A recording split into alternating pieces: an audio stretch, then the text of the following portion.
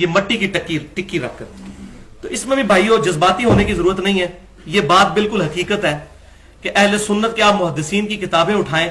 امام ترمذی نے پورا باب باندھا ہے چٹائی پر نماز پڑھنے کا جواز. اس سے ہی آپ ذرا اندازہ لگا لیں. چٹائی پہ نماز پڑھنے کا جواز کا مطلب ہے یہ جائز ہے. جیسے ننگے سر نماز پڑھنا جائز ہے لیکن سر ڈھانپ کے پڑھنا افضل ہے. نبی صلی اللہ علیہ وسلم کا عمل نہیں تھا کہ آپ چٹائیوں یا قالینوں پر نماز پڑھتے تھے. حالانکہ اس وقت پاسبلٹی موجود تھی. آپ صلی اللہ علیہ وسلم لائیو زمین پر نماز پڑھا کرتے تھے. بخاری اور مسلم کی متفق علیہ حدیث ہے, آپ کو پتا ہے وہ شب قدر والی, کہ آپ صلی اللہ علیہ وسلم نے فجر کی نماز کا سلام پھیرا تو اس رات بارش ہوئی تھی تو صحابہ نے نبی صلی اللہ علیہ وسلم کے ماتھے پر کیچڑ کے نشان بھی دیکھے.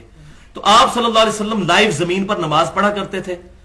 اور اس سنت پر اس وقت صرف اہل تشیع عمل کر رہے ہیں یا عرب میں عمل کیا جاتا ہے. الحمدللہ مجھے خوشی ہے خانہ کعبہ شریف میں بہت سخت سردی ہو تو الگ بات, ورنہ لوگ ماربل پہ ڈائریکٹ نماز پڑھتے ہیں اور وہ ماربل زمین کا حصہ ہی ہے. ماربل زمین میں سے نکلتا پتھر ہے.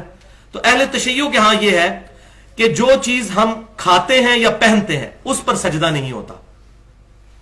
مثلا اب یہ کپڑا پہنا جاتا ہے اس کے اوپر سجدہ آپ نہیں کر سکتے. تو اس کے لیے انہوں نے مٹی کی ٹکی اس لیے رکھ لی. یہ انہوں نے مسئلہ اجتہادی کیا ہے, یہ ان کی غلطی جو اپنی جگہ میں اس کو پوائنٹ آؤٹ کرتا ہوں.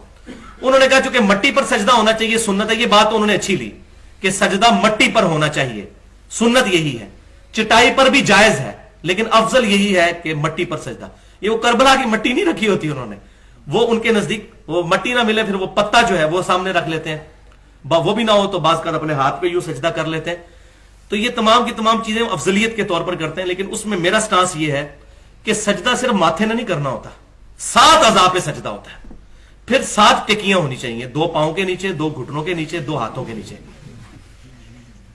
کیونکہ سجدہ صرف ماتھا لگانے کا نام تو سجدہ نہیں ہے, سجدے کا پورا پروٹوکول ہے. یا تو کہیں کہ آپ ہاتھ پاؤں اٹھا لیں یوں, صرف ماتھا لگائیں تو یہ سجدہ ہے. تو انہوں نے یہ اجتہاد تو کیا اور میں نے ان کے علماء سے پوچھا کہ یہ آپ کے ہاں کوئی روایت, کہتے روایت کوئی نہیں ہے.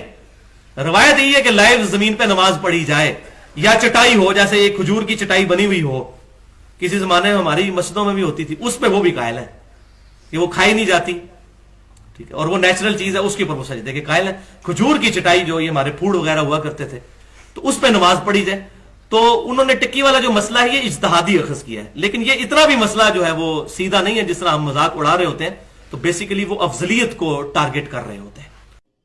خاک پر سجدہ, سجدگاہ ایک ایسا عنوان ہے کہ جو قرآن و سنت سے ثابت ہے.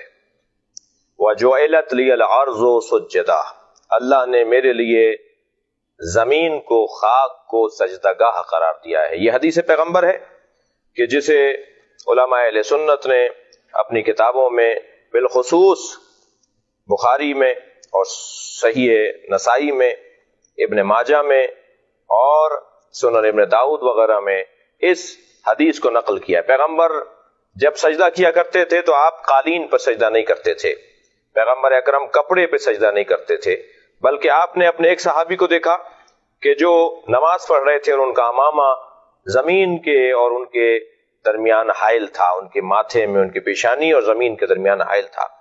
آپ نے اتنا انتظار نہیں فرمایا کہ آپ اسے نماز ختم کرنے دیتے, بلکہ آپ آگے بڑھے اس کی اہمیت کے پیش نظر اور آپ نے اس کا ماما اپنے ہاتھ سے اس کے سر کی جانب پیچھے ہٹا دیا تاکہ پیشانی اور زمین میں کپڑا حائل نہ ہو. لہذا کپڑے پر سجدہ یہ پیغمبر اکرم کی سنت سے ہٹ کر ہے. السجود علی الخمرہ یہ کتب اہل سنت کے اندر پورا باب ہے.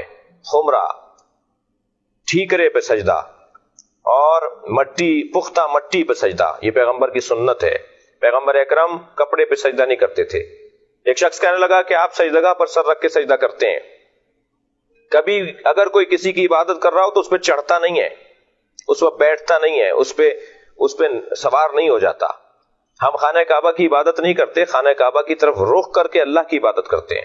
لہذا خانہ کعبہ کی چھت پر کھڑے ہو کر بھی اذان کہی جاتی رہی ہے, نبی کے زمانے میں بھی اور بعد از پیغمبر بھی. اسی طرح اگر سجدگاہ جو خاک جس پر ہم سر رکھ کر سجدہ کر رہے ہیں, اگر ہم اس کو سجدہ کر رہے ہیں تو کبھی بھی اس پہ سر نہیں رکھیں گے بلکہ اسے اپنے سر سے آگے رکھیں گے, تب جا کر اس خاک کا سجدہ شمار ہوگا. کربلا سے پہلے مطلقاً خاک پر سجدہ ہوتا ہے, لیکن کیونکہ وَطَابَتُ الْأَرْضُ الَّتِي فِيهَا دُفِنْتُم، معصوم فرما رہے ہیں کہ وہ خاک جس میں آپ حسین دفن ہو گئے، اے اصحاب پیغمبر جس خاک میں آپ دفن ہو گئے وہ خاک طیب و طاہر ہے، لہٰذا جب خاک پر سجدہ کرنا ہی ہے تو پھر وہ خاک جو طیب و طاہر زیادہ فضیلت رکھنے والی ہے اسے اگر سجدہ کا قرار دے دیا جائے تو بالکل ٹھیک ہے۔ ایک شخص نے ہم سے کہا کہ آپ خاک پر سر رکھتے ہیں، آپ سجدگاہ پہ سر رکھ کے سجدہ کرتے ہیں، لہٰذا آپ شرک کرتے ہیں۔ میں نے ان سے پوچھا کہ آپ کہاں سر رکھتے ہیں؟ کہنے لگے ہم ہر جگہ رکھ لیتے ہیں۔ تو میں نے کہا پھر بڑا مشرک کون ہوا؟ جو ہر جگہ سر رکھ لے اس کے اوپر تو کوئی اعتراض نہیں، اور جو مخصوص جگہ پر سر رکھے اور پاک اور خاک پر سر رکھے اسے مورد الزام ٹھہرا جائے۔ کتب اہل سنت کے اندر السجود علی الخمرہ ایک پورا باب ہے سجدگاہ کے عنوان سے۔ پیغمبر نے کبھی کپڑے پہ سر نہیں رکھا، ہمیشہ پختہ مٹی پر اور ٹھیکرے پر اور خاک پر سر رکھا ہے، یہی سنت پیغمبر ہے۔